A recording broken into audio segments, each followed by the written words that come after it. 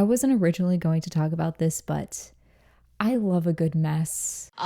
She looks excited. I'm so excited because I love this.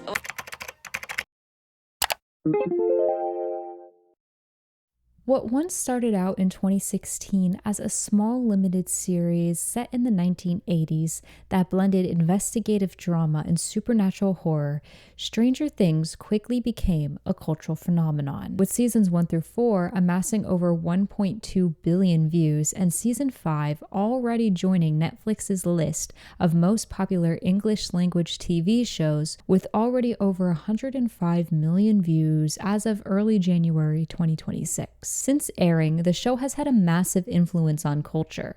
After season 4 used Kate Bush's song Running Up That Hill, the song entered the Billboard Top 100 charts for the first time in the 38 years since it was released. The role-playing game Dungeons & Dragons also saw a 673% increase in popularity since season 1 aired in 2016. Let's not forget that one convention where there was an Eddie Munson meetup. If I have to remember that, so do you. So, almost a decade after season 1, the show finally aired its last episode, leading to what I think is one of the most hilarious and most embarrassing aftermaths of any series ending. With confusing and contradictory statements made from the show's creators, disappointed fans believing a conspiracy theory to the point of causing Netflix outages over an episode that doesn't even exist, and a documentary exposing the carelessness of the show's creators, the weeks following the Stranger Things finale has been an embarrassing time to be a Duffer brother. Let's get into it.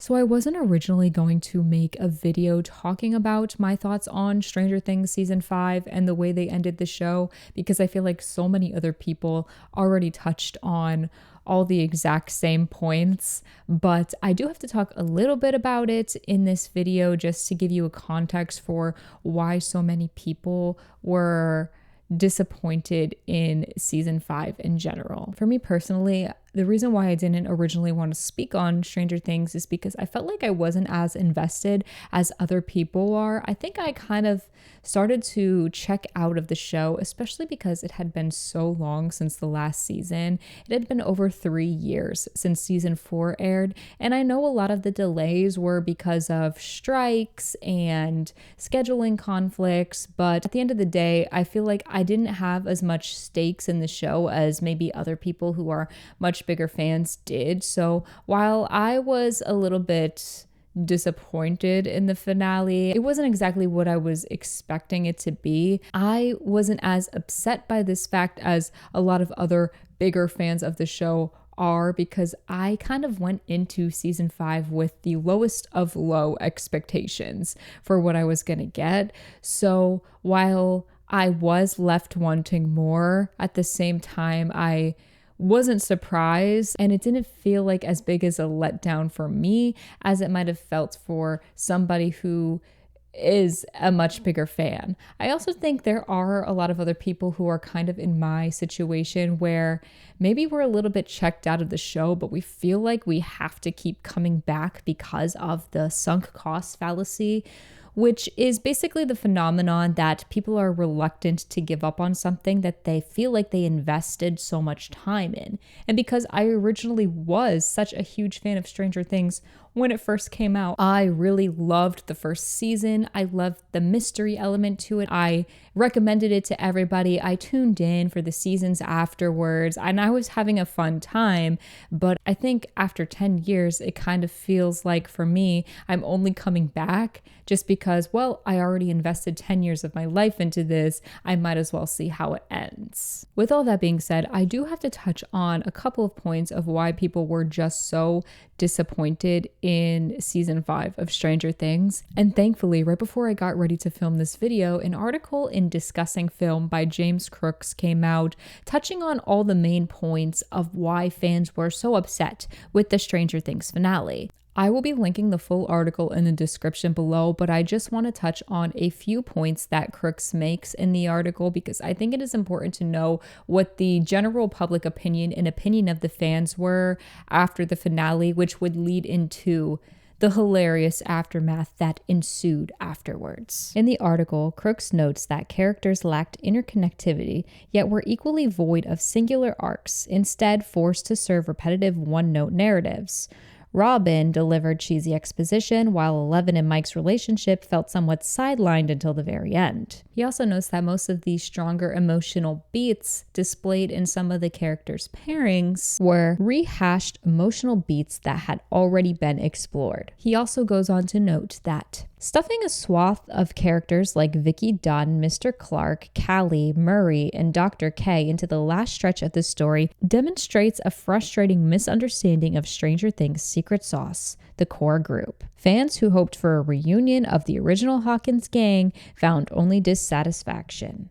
Interactions craving intimacy were forced to accommodate a loitering supporting cast that had overstayed their welcome, purely contributing simplified exposition and cheap laughs. So overall, I think what Crooks touches upon in the article and what a lot of fans felt while watching season 5 was that there were simply just too many characters, and Stranger Things used to be a show that felt like it had stakes where anybody could die at any point, but recently it's felt like there's now so many people that we have to squeeze into this big group, almost like the Marvelification of Stranger Things, where it feels more like a Marvel superhero movie that they're trying to squeeze as many characters in to show the fans, but we don't get some of the more grounded personal storylines because there's simply too many people standing around. Also, there was a lot of exposition and characters that were relegated to simply just giving exposition the entire time.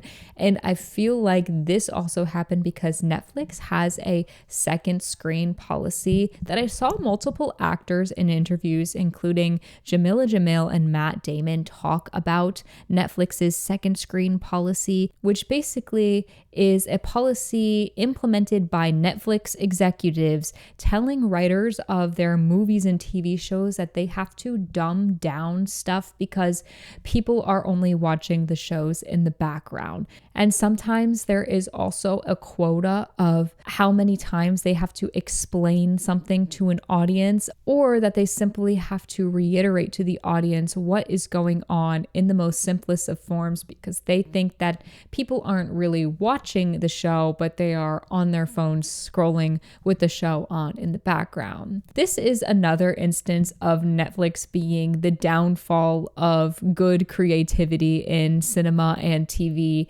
because I really don't think they understand what's going on at all. I think people want to engage with TV shows in a more critical way, and not everybody is just watching a show in the background while on their phone. And why should we all have to suffer just because some people don't actually watch TV but have it on as background noise? I also think that Netflix makes a major mistake here, believing that one of their biggest shows of all time, with one of the most anticipated finales that people have been waiting years for, would come out and people weren't going to be watching it with their full attention.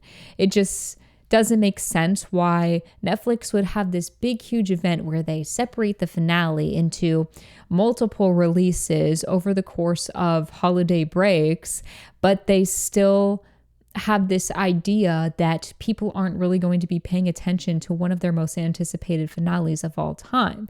It just is a complete misunderstanding if they continue to force people to dumb down their scripts in order to cater to an audience of people that are not paying attention to the screen. And I think the reactions from the fans, like conformitygate, which I will get into in a little bit, only proves that people do want to engage with their media in a more critical and intellectual way. And they don't want to be talked down to by the script, and they want more shows that make them actually have to pay attention and think. I mean, One of the biggest draws for me personally in Stranger Things season 1 was the fact that there was this mysterious element to everything where you never quite knew what was actually going on until you got more towards the end of the show. And that's one of the biggest differences for me that I could see between things like season 1 and now, is that season 1 was grounded and had this mystery element to, you knew there was something going on that was supernatural and sci-fi, but you didn't quite know what it was, and you had to keep watching to figure everything out. Whereas in season 5, the show turned into this Marvel superhero movie that's less based off of figuring things out and the mystery of it all, and more on group hijinks and defeating the bad guys. Lastly, I just want everyone to know that there were a lot of inconsistencies and questions that were brought up but never actually answered, or things that contradicted something that was stated otherwise within season 5. And I'm not going to go over all the specifics. I think there's plenty of other videos and articles that do go over these points, but just know that, because now as I'm going to start getting more into the aftermath of Stranger Things season 5, I think it's important to note that fans wanted clarification about a lot of things that they felt were left unanswered. Which brings us to the Duffer Brothers post-finale interviews.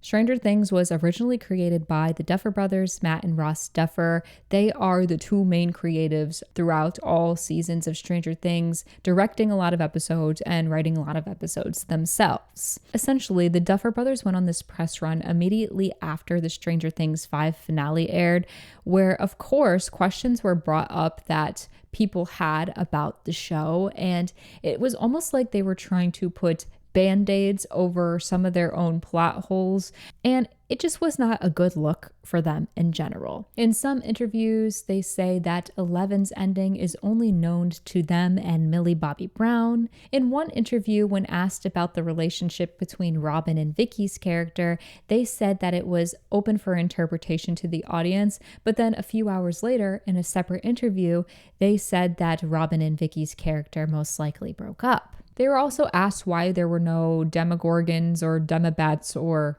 demo creatures in the abyss, and they covered this up by basically saying, why does Vecna need other creatures to attack them when the Mind Flayer is already a big creature that can attack them, which is hilarious considering that in the Stranger Things finale, the characters defeat the Mind Flayer pretty easily in about 5 minutes. It was also shown in season 5 that Joyce and Hopper went to high school with the big bad Henry / Vecna.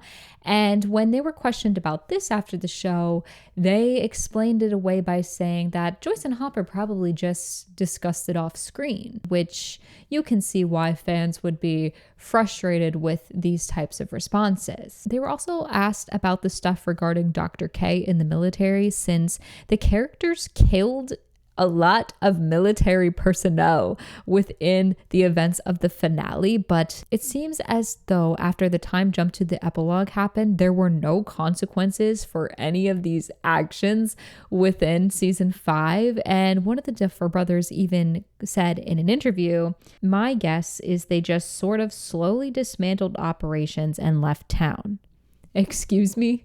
Your guess? So with all of these questions adding up and never really getting real answers, it only became more clear to fans of the show that maybe the Duffer brothers didn't quite know what they were doing regarding the writing of season 5, as when plot holes were being brought to their attention, they didn't know how to answer most of these questions besides covering it up or saying things happened off screen. A few days later, after people have been roasting the Duffer brothers to no end, Matt Duffer did another interview with Josh Horowitz where he tries to cover up the answers that he previously made in other interviews, saying that, "I'm like fried. I was getting over the flu, so anyone mad at any answers we gave you yesterday, just cut me some slack." It's absolutely hilarious to me that the creators of one of the most popular shows on Netflix that were given over $440 million to make this season of the show and had ample time to write it would then go into interviews after their show aired and so carelessly brush off questions that people had. Why did they even choose to do these interviews is beyond me. And then later asked to be cut some slack as if they weren't heavily paid to create a good show, and that fans wouldn't be rightfully upset when in these interviews afterwards they're just brushing off things in a way that makes them look negligent as writers, because it makes it seem like they didn't think through what they were actually writing. And now in the interviews afterwards, it seems like they don't even care that they didn't think through a lot of the aspects of their writing. I honestly think if the Duffer Brothers had just released Stranger Things season 5 and then not had said anything and not had done any interviews, it wouldn't have been as bad, because people might have been disappointed in the finale, but I think they would have moved on. It was the fact that in these interviews that they chose to do, they came off as not really caring as much as people would expect them to. Like when they're brushing off things and covering up things and saying things happened on screen, I guess, it could feel frustrating as a fan to kind of get the impression that the creators of one of your favorite shows really weren't putting as much thought into ending the show as you would have hoped that they put.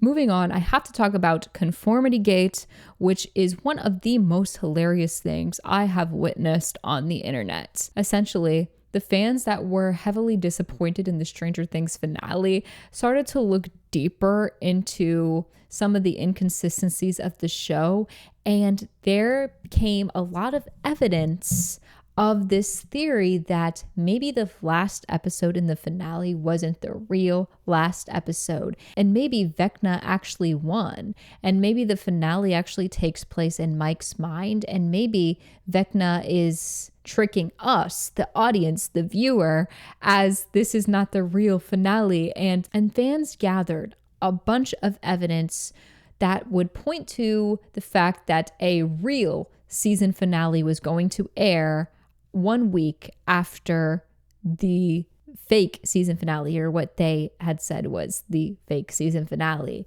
I'm going to show a couple of examples of fans that compiled their evidence together to present their case for why conformitygate was true and a secret episode was to be released, because the reason why I think this theory was so hilarious is the fact that it seems like it could be so believable with the evidence that the fans had found. Theory is called conformitygate, and they believe that the season finale we got isn't real, that Vecna actually won, and everything we see in the epilogue is an illusion he placed inside Mike's head. So here's all the evidence that confirms it. During the graduation scene, everyone in the crowd is holding their hands the same way Henry does, and just like Billy did when he was under Vecna's control. Their graduation colors are orange, just like prisoner outfits. And behind every main character, there's someone wearing the same glasses that Henry Creel wears. Steve becomes a baseball coach despite the fact we've only ever seen him play basketball, because in Vecna's memory, he's only seen Steve with a baseball bat. There's a Mr. What's It board game in Hopper's cabin and in Mike's basement. Their D&D books spell out X is a lie. Robin even says this isn't the Hawkins she remembers. And if you look at the formation of the cassette tapes behind Robin, the Morse code literally translates to "You did not stop me." The final shot of Mike walking up the stairs and through the door mirrors the final shot of The Truman Show, which is a movie about a fake reality. Then during the credits, David Bowie's Heroes plays, and this song is only ever used in episodes where there's a fake ending. In that game, Will rolls a 7, which means he loses. The die in the end credits of the finale also lands on 7. There are 7 seconds between each lightning strike, and right after Steve falls, the screen goes black for 7 seconds. Will went missing for 7 days before he was found, and exactly 7 days after the finale is January 7th. And earlier this season, Lucas literally says that he doesn't believe in coincidences. Why are they selling a flashlight that shines the words "Vecna lives"? Why does season 5's poster have the mind flare connecting Mike and Henry's heads together? Why did Netflix release a trailer teasing that something big is dropping on January 7th with an actress who suspiciously looks like young Joyce Byers? And right when the voiceover says coincidence, the Stranger Things poster is revealed. How could Hopper have given Joyce the same engagement ring that Jonathan gave Nancy when Nancy left the ring back in the upside down? Why are the Christmas lights blinking behind Will just like they did in season 1? And why is the dice rolled on a 7? I rolled a 7. Demogorgon got me. Why did Netflix Netherland in their bio put one last episode but upside down? Why were there people planted all over that WWE Stranger Things crossover event telling Mike to wake up? Why did Netflix post a photo of Mr. Clark with a clock with the hour hand at a 1 and the minute hand at a 7? And when you count the letters in their bio, it comes out to be 1-7. The Duffer Brothers said that we could expect a dark Christmas, but that didn't happen. But what happens on January 7th, Orthodox Christmas? And why when you type in secret ending into Netflix, it links you to Stranger Things? What's extremely funny to me is that conformitygate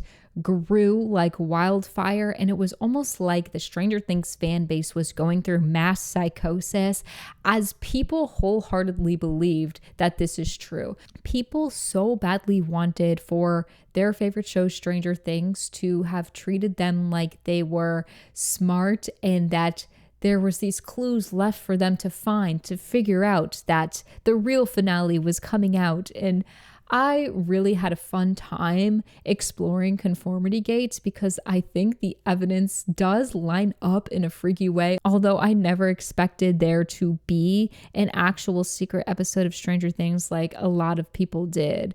I mean, one, I just don't think the Duffer Brothers were that creative enough to think of such a cool idea of doing that. And two, I think that Netflix is the downfall of a lot of creativity in media to the point of I don't think they would have ever allowed this to happen, no matter how cool a lot of the fans would have thought it was.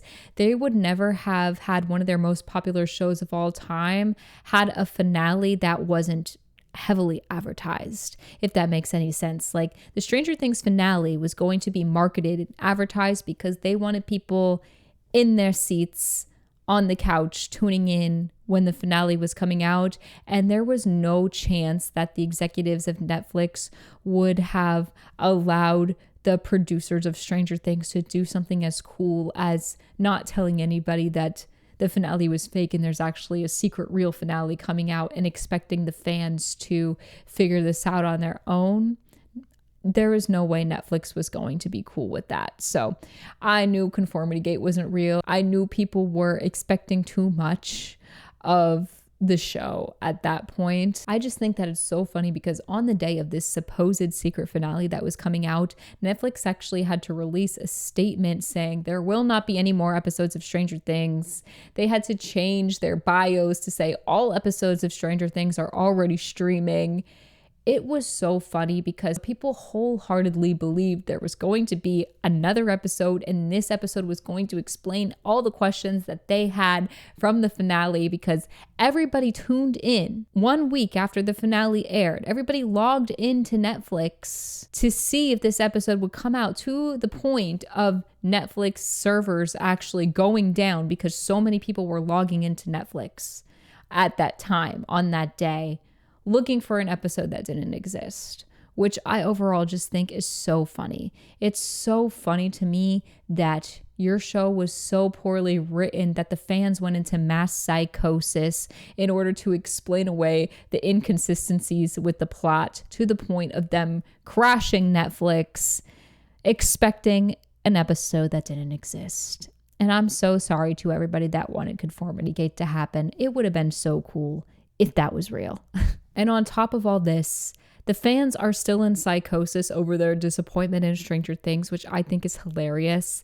Just recently, Finn Wolfhard hosted SNL, and they did a Stranger Things skit with some of the other actors from the show. And I saw on Twitter that people are now taking this skit as canon in the show because they were disappointed in the way the show did the finale, because they're looking for any kind of crumb or detail that is going to make them feel better about the Stranger Things finale. It is actually so crazy out there to be a Stranger Things fan right now.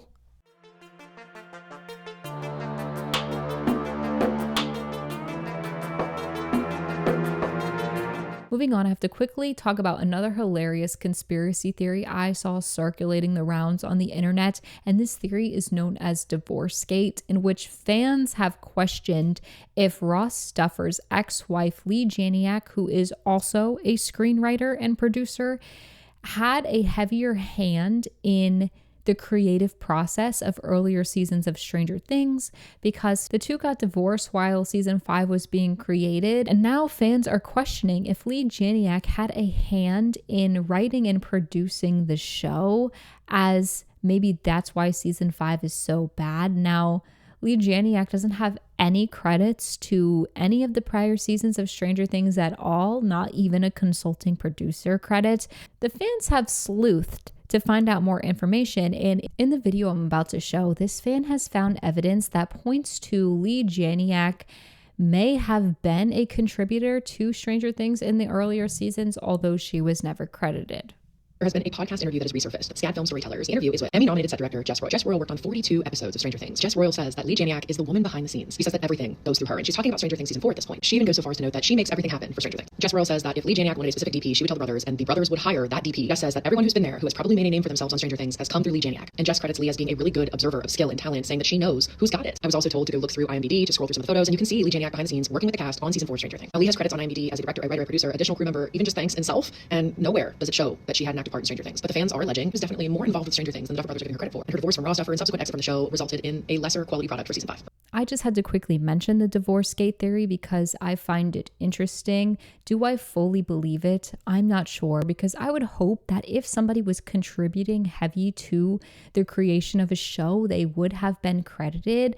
But also, it wouldn't be the first time that a man has taken credit for a woman's work. And I honestly wouldn't be surprised if this was a little bit of the case. Now, do I think Lee was out here writing full episodes and the Duffers were taking credit for her work? Probably not.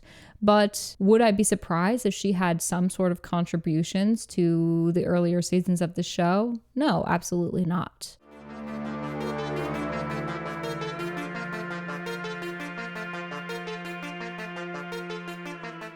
Lastly, I'm so excited to talk about the documentary Stranger Things One Last Adventure, as it was a look into the making of season 5. And after watching this documentary, I feel even more embarrassed for the Duffer Brothers. Let's get a little bit more into it. The documentary starts off in December of 2023 at the very first table read for episode 1. Now, because the documentary starts here, it was not shown just how much time the Duffer Brothers had to write these 8 episodes, so I think I should make a quick note of it. In the beginning of the documentary, we find out that at that first table read, the last episode has still not been written yet. But in my research, I found out that the Stranger Things Season 5 Writers' Room began in August of 2022. It is also important to note that because of the delays caused by COVID, the Duffer Brothers were able to outline Season 5 before Season 4 even came out. But after Season 4 was released, when they got some feedback from fans and some of the creatives of the show, they decided to change a few things up. So this just goes to show that they were claiming for quite a while that they always knew how they kind of wanted to end the show. They didn't really have it written yet, but they had the major points that they wanted to cross. On May 6, 2023, the Duffer Brothers informed everybody that their writer's room was halted because of the writer's strikes. So just to make a little note there, that from August of 2022 to May of 2023, they were supposedly writing the show. Once the writer's strike ended, the very next day, September 27, 2023, the Duffer Brothers tweeted out to inform everybody that they were back in the writer's room with the writers. And then we see in December of 2023 is when the first table read is getting ready for the production of season 5. So just to reiterate, the Duffer Brothers had from August 2022 to May of 2023, and then September of 2023 to December of 2023 to write their 8 episodes of TV. And at the first table read, as we see in the documentary, the last episode was still not written yet. I find the documentary so funny because they say things early on like, you can't leave anything dangling. You have to wrap everything up, which is hilarious considering how the show ended. You can't leave anything dangling. You have to wrap everything up. You also catch the Duffer Brothers saying things in the documentary like, I just have to write it. They keep saying over and over again, they know how they want to end the show. They just have to write it. To which I say, if you just have to write it, why did you not just write it? I'm sorry. Listen, I know that writing is difficult and writing of a TV show can take quite a while, but I feel like the Duffer Brothers had ample time to finish at least a rough draft of the full 8 scripts before production began on season 5. And it just looks so unprofessional throughout the entirety of the documentary as they're filming stuff and they still haven't written the final episode. It's frustrating to watch because it causes the crew to be so frustrated and stressed out as they are tasked with trying to create this vision for the Duffer Brothers, although they are unsure exactly what the vision is. There's a scene in the documentary where the Duffer Brothers have meetings with the production design team about what they want this finale set to look like, but they still haven't written the finale. And they even say in this scene that inevitably it's going to change as we keep writing it.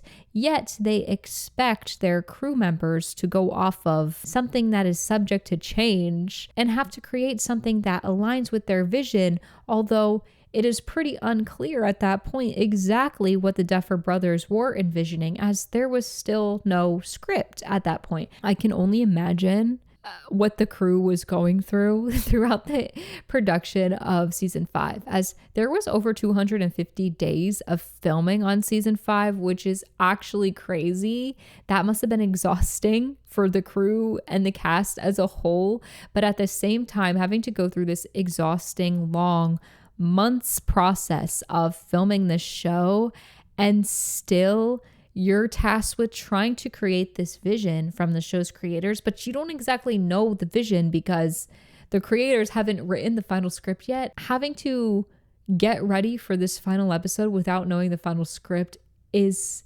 so crazy.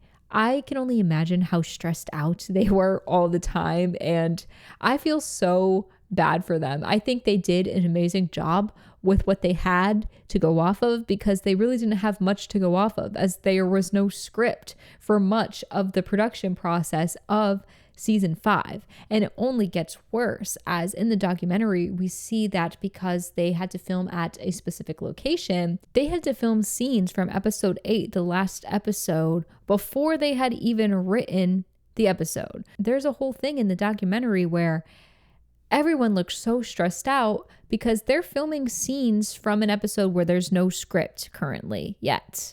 And the crew looks stressed. It is honestly insane. And the Duffer Brothers are saying things like, we're laying the tracks as the train is coming. Yeah, and that shouldn't be happening.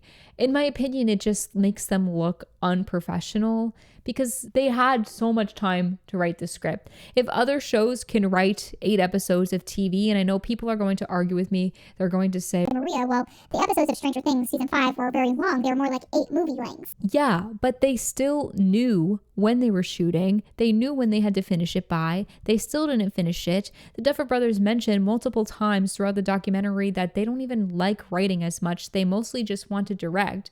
All of this adds up to me as, why didn't they just pass the baton off to some of the other writers? I think they have some really smart and really great writers within their writers' room, because we do see scenes within the writers' room where some of their writers are bringing up great questions that they think need to be answered. Meanwhile, it doesn't seem like the Duffer Brothers are actually listening to the questions and concerns that some of the other writers have. I think if the Duffer Brothers really cared about their show, I know how hard it probably is to release control of something that you created and want full control of, but I think it would have been smart to have outlined what they wanted to happen to the writers in the writers' room, and then let the writers in the writers' room go off and write a couple of drafts of the scripts and come back to them, and then work on the final draft together. Maybe that would have been more helpful than whatever they were doing. I think they didn't want to release the control. They wanted to write that last episode, but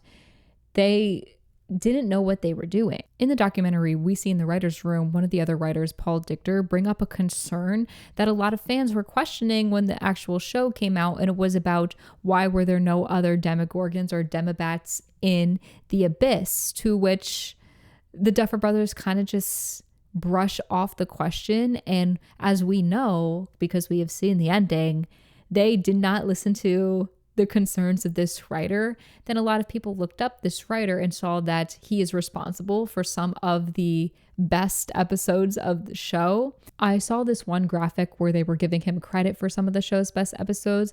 I just do want to make note that he does get a story by credit for season 1 episode 8, but he doesn't have the written by credits. And also he wrote season 3 episode 5, which was not included in this graphic. So the graphic that has been circulating the rounds of the internet is a little bit wrong, but I think overall this guy is obviously a great writer, and it just goes to show that they had good writers in the writer's room who were bringing up important questions and concerns that the fans had, but the Duffer Brothers were not really working with their writers, if that makes any sense, or that's what it seemed like from the documentary. Like I said, this documentary does not make the Duffer Brothers look too good in the whole grand scheme of things. And I really don't think the Duffer Brothers should have wanted this documentary to be released, because it just makes them look very unprofessional and not as competent as people should expect them to be.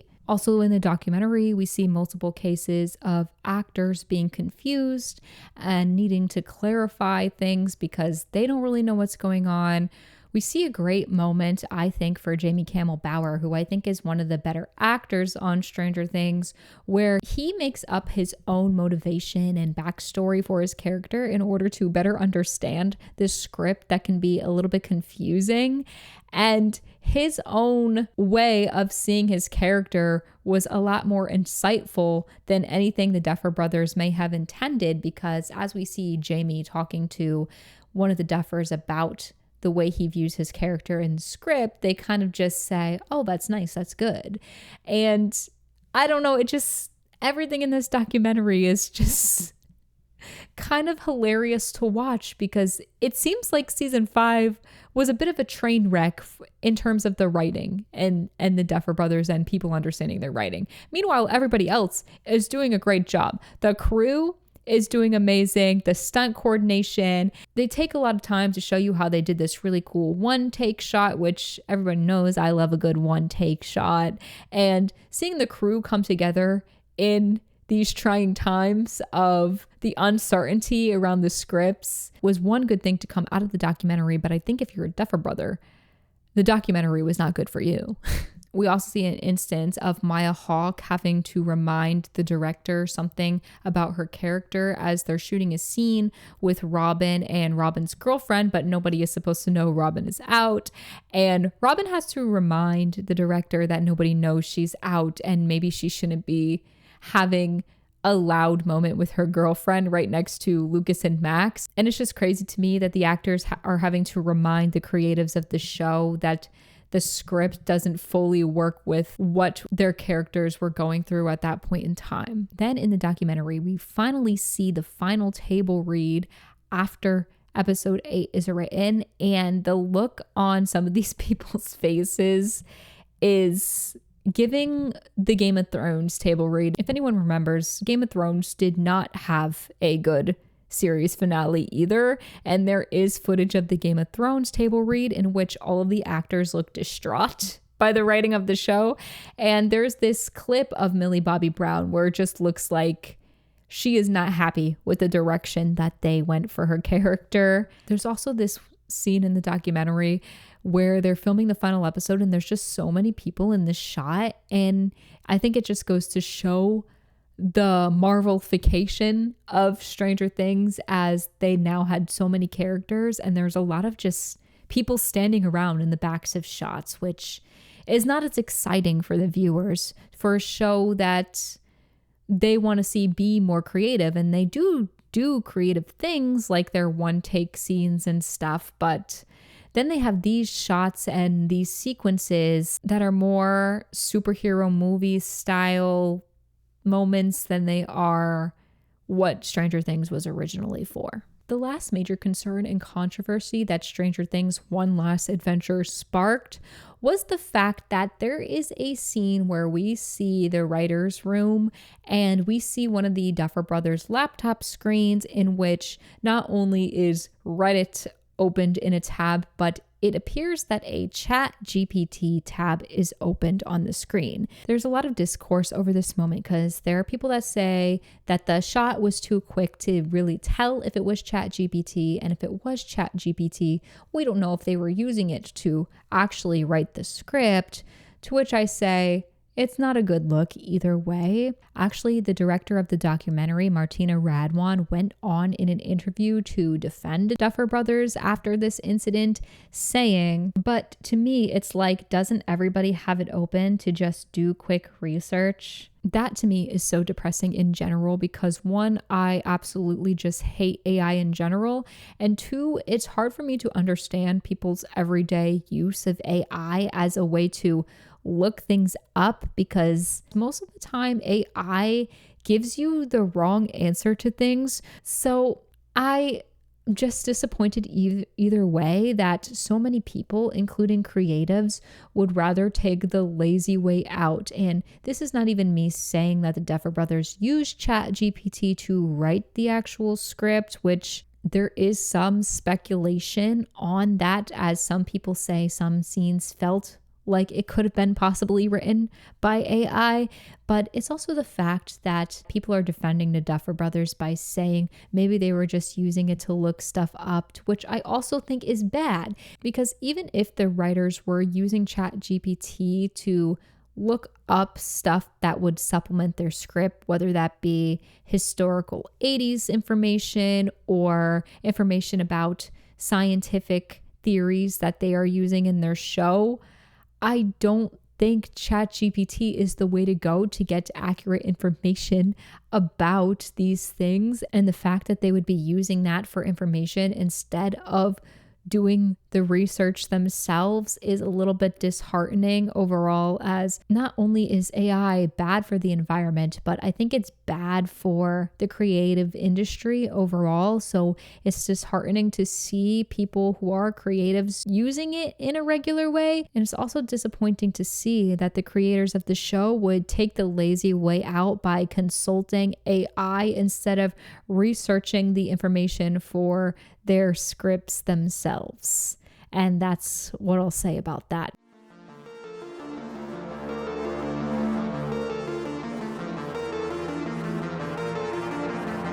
Overall, I think why Stranger Things One Last Adventure was so hilarious to me is because of the fact that it absolutely did not need to come out. And it just seems like an expose into the bit of negligence around the way the Duffer Brothers treated their script and their control over the show, if that makes any sense. And they absolutely did not have to do that documentary.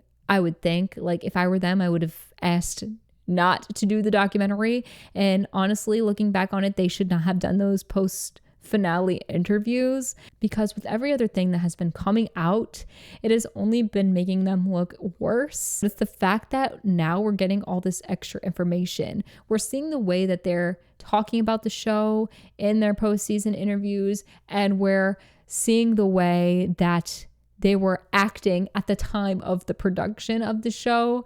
And it's disappointing, but it also feels like vindication for some of the fans who were like, hey, I don't think they really put a lot of thought into some of these things. And then getting the vindication when you see it happening in the documentary, where it's like they had so much time to write the show and they were filming stuff before they even wrote it, which is crazy. This is no hate to the Duffer Brothers. I just think the whole situation is funny.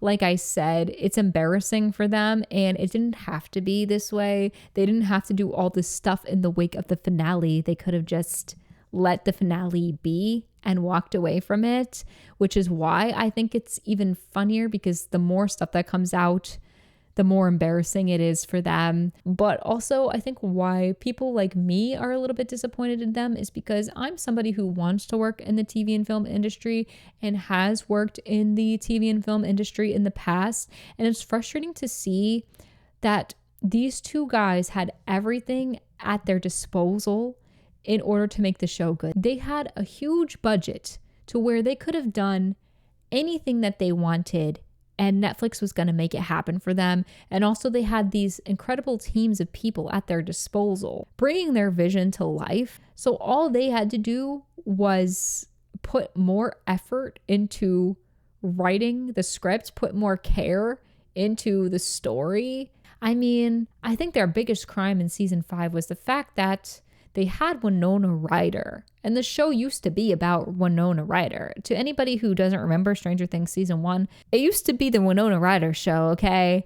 And they didn't use her at all in season 5. Like, I think she had less lines than Murray, and I strongly dislike that character. And why is he getting more lines than Joyce, who is supposed to be one of the main characters? It's crazy to think that all of this happened, and it could have been done better if they just put an ounce more of care into the writing of their own show. But that's just my opinion. And like I said, no hate.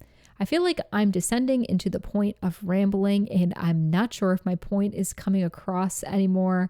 So I'm going to start to wrap this up right here. I think overall, this is no hate to Stranger Things or the people who are involved in the making of Stranger Things. I didn't really have a huge problem with season 5, but that's mostly because I went in with really low expectations. Did I think it was as good as season 1?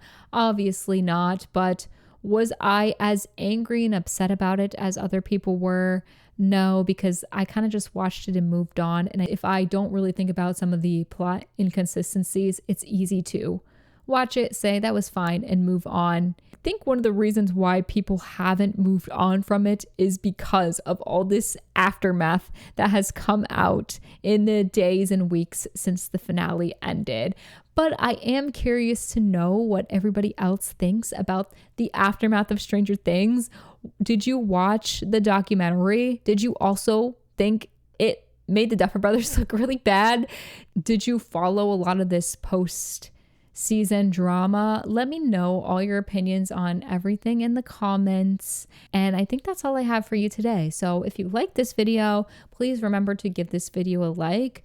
While you're at it, click on my channel and check out some of my other stuff. And if you like some of my other stuff, you might want to subscribe to my channel so you always know when I post a new video. Thank you for watching if you made it all the way to the end of this video. I will see you in the next one.